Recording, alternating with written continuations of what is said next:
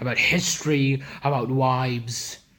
But this El Clasico final is gonna get decided by one tactical mistake. And let me show you.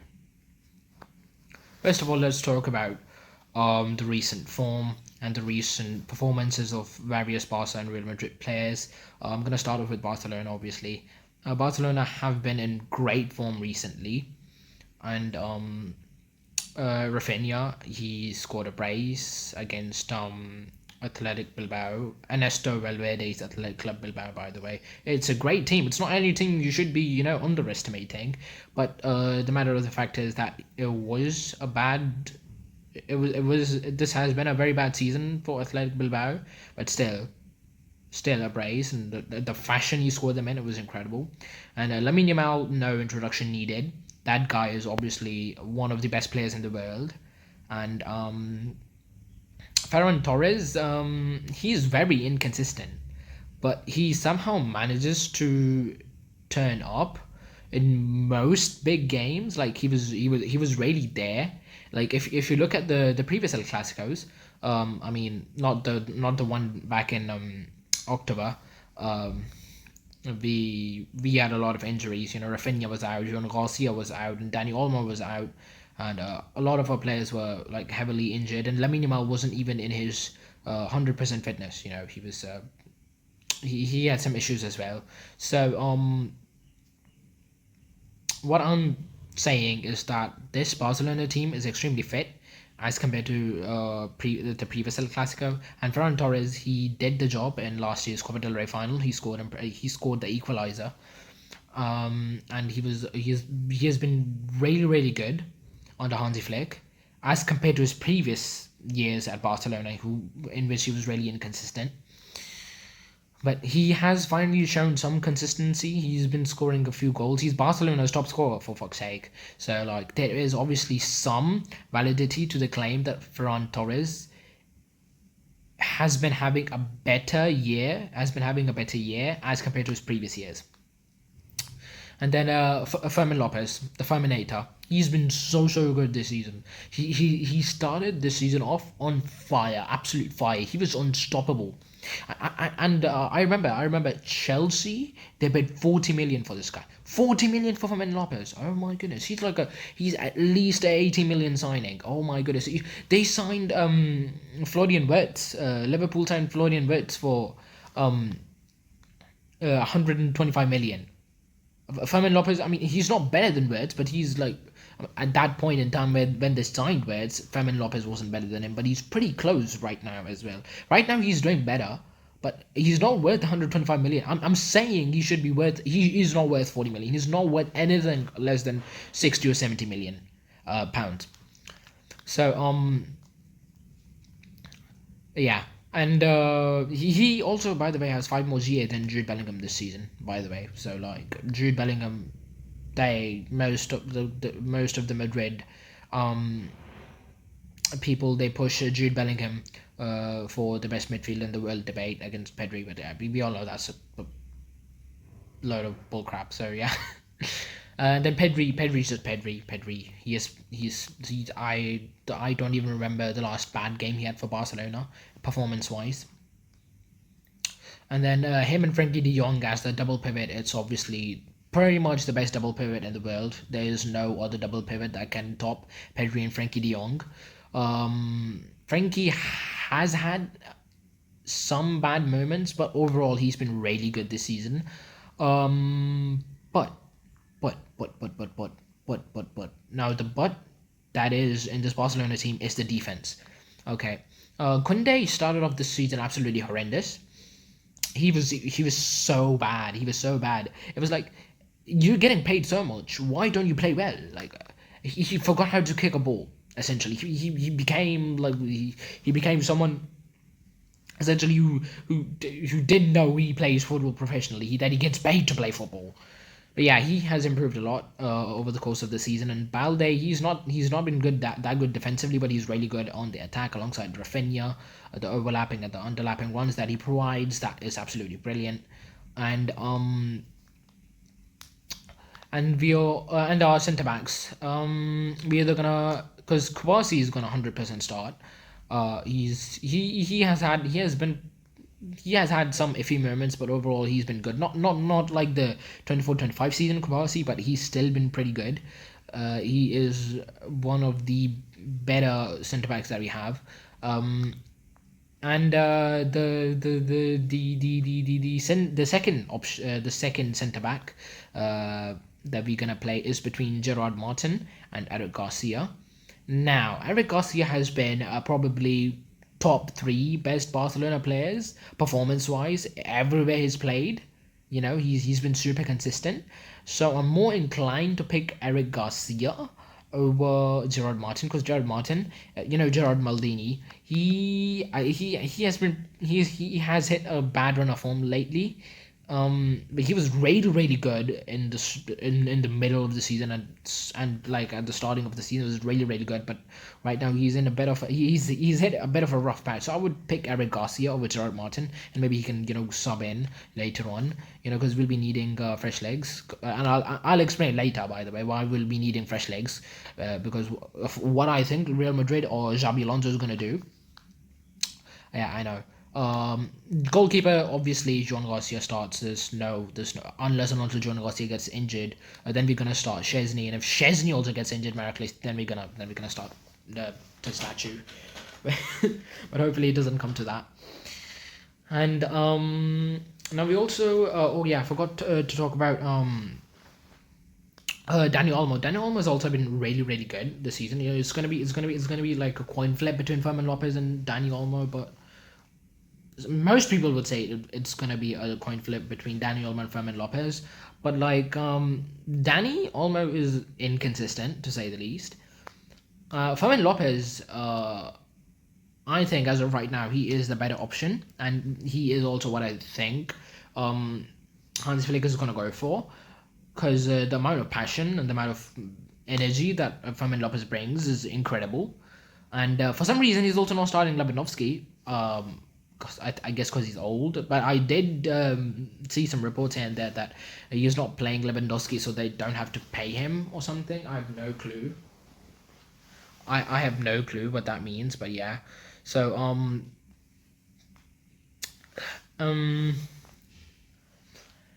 yeah, we also Ferran Torres has been like he's not been, even when he doesn't score goals, he has a really good linker play and stuff, and he's really good at that stuff, even if he doesn't score. So like, Lewandowski is Lewandowski still, but like yeah, he's a good option off the bench. And Marcus Rashford, he was really fiery at the start of the season. Lately, he's cooled off a bit, but yeah, hopefully he turns up. He's obviously gonna get subbed on, and then Rooney Bartzi, he is an exceptional talent, and he is obviously not starting over Lamine Yamal, but I wouldn't be surprised if he starts on the right wing and Hansi Flick starts Lamine Yamal at the number 10 position, just to bring a certain element of surprise.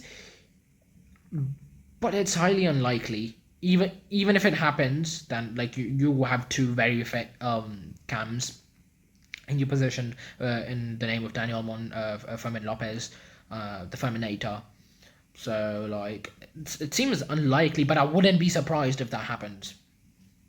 Let's talk about Real Madrid now. Vinicius Junior, he has been he's been abhorrent, to say the least, ever since he lost that Ballon d'Or to Rodri back in 2023. Dang, it's been 2024. Dang, it's been 2 years already. Oh my goodness, oh my goodness. Look at how time flies. He's been absolutely abhorrent. He's not played for the team. He's not played for the badge. He just has insane PR now, which is, I have no clue why Real Madrid even keep him. I know he has insane potential, but the thing is that he has not been good for Real Madrid, and if and if he starts, then it's gonna be a liability for them, to say the least. He doesn't even press. He just complains, and he's just a big crybaby. Previously he used to do the same things, but at least he used to perform. He used to be. Don't get me wrong, Vinicius Junior was a very, very good player. He's a great player and he has amazing potential. Don't get me wrong there. I'm not hating on Vinicius Junior's ability. I'm just hating on his performances right now because he has been horrible. And that is an absolute fact. Not even the biggest Madridista or Madrid fan. I can't pronounce that. Not even the biggest Madrid fan can say that he's been performing well for Real Madrid. So yeah, and I think there's been reports that Kylian Mbappe, I've no clue what they've injected bro with, like some insane steroids or like some insane recovery medicine or something. I've no clue what the hell they've done, but he was said to be out for 3 weeks and he's back after like 5 days. How? How is that possible? But yeah, it's incredible, and Kylian Mbappe, I don't think Kylian Mbappe starts. By the way, Gonzalo Garcia will probably start the game, and Kylian Mbappe will be brought on later. And Gonzalo Garcia, he had a he was phenomenal. He was phenomenal against Real Betis. But like he was not good against Atletico Madrid, to say the least. His passing, his link-up play was absolutely trash. He didn't even score a goal. It was a very, very horrible game by Gonzalo Garcia. And Rodrigo on the right. Rodrigo has come back in form recently. He's been really, really good. I'm pretty sure the previous 5 games he's like, or previous five games or 3 games. It's one of those. He has 6 goal contributions, which is amazing to say the least. It's incredible. He's been really good on the right side, and if I was Xabi Alonso, I would start Rodrigo on the left and then start Franco Mustard Tuono on the right. But yeah, I'll talk about the later and the reason why what this and the tactical mistake that this entire that this entire match is depending on. Say, let's just say that. And in the midfield, obviously, it's going to be Bellingham, Camavinga, and Tchouameni, because Trent, I'm pretty sure he's not fully fit. He's not back from injury. So Fede Valverde will start as their right back, and he had an amazing game versus Atletico Madrid. He scored that screamer at the 2nd minute, and we're like, bro, wait a few minutes, and then that was incredible. That was an incredible goal. Oh my goodness, that was insane. It was a screamer, and against Jean Oblak. Oh my goodness, it was a really, really good goal, to say the least. Okay, and then the centre back pairing. We'll get to that in a bit, because obviously left back, I think it's going to be Alvaro Carreras. He's been really good this season for Real Madrid. He's been pretty darn good. He's gone under the radar because he's not a big name. But I've been watching Real Madrid matches, and he's been pretty underrated. So he has been pretty good for them. So Carreras should start. And then now goalkeeper is obviously going to be Courtois. And now let's come to the juicy part. Or one of the 2 juicy parts about this Real Madrid team is the centre back pairing. Asensio, because the previous game against Atletico Madrid, when at the end they had 3 left backs playing, and 3 left backs and a CDM in Germany in the back line. So is that gonna happen? Is Xabi Alonso gonna take that risk, and is he gonna start the game like that as well? I don't think so, because he's not stupid. I think Raul Asensio will probably start, and either one of Rudiger or Dean Huijsen, because Dean Huijsen he might not be 100% fit, but he's good enough. I think I'm pretty sure he was warming up in the final 10 minutes before in the Madrid derby in the semi-finals, in the game versus Atletico Madrid. But yeah, so that honestly could happen, and but yeah, Dean Huijsen probably would be a better pick if Xabi Alonso can somehow get Dean Huijsen to play in that centre back position. That would be a massive W for them, because Rudiger's not been in good form. Neither has Raul Asensio. If they play Raul Asensio and Rudiger, I'm sorry to say, but Barca is going to absolutely obliterate them.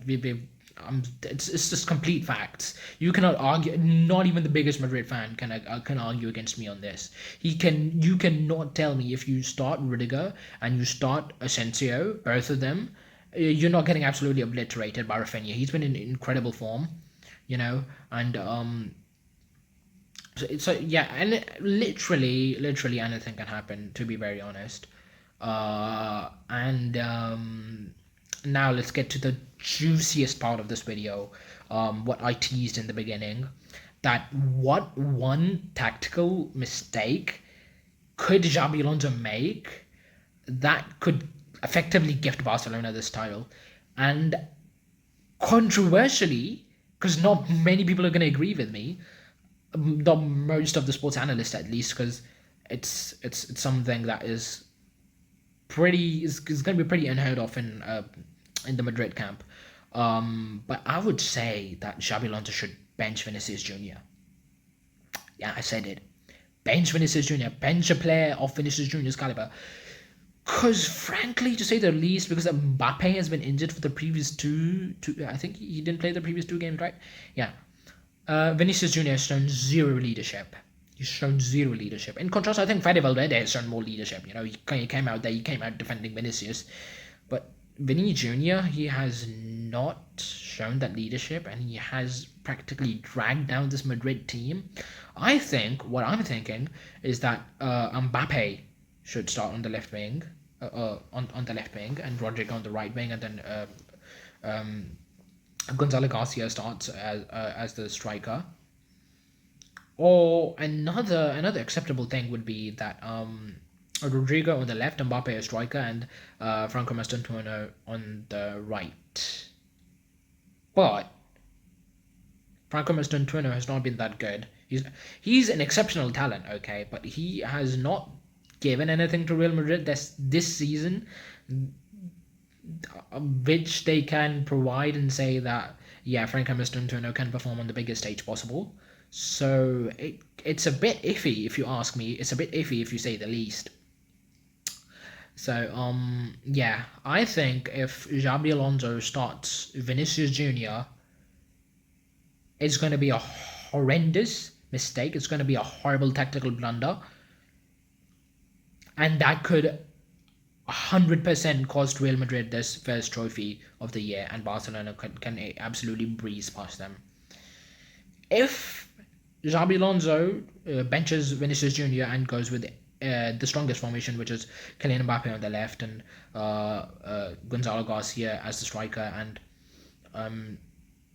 Rodrigo on the right wing, then I think this is going to be a very interesting game. It can go any way, even because both teams' defenses is horrible to say the least. But I would argue Barca's defense has been doing a lot better than Madrid's, because we have kept 5 clean sheets in our previous 5 games, and we haven't conceded a goal in over a month.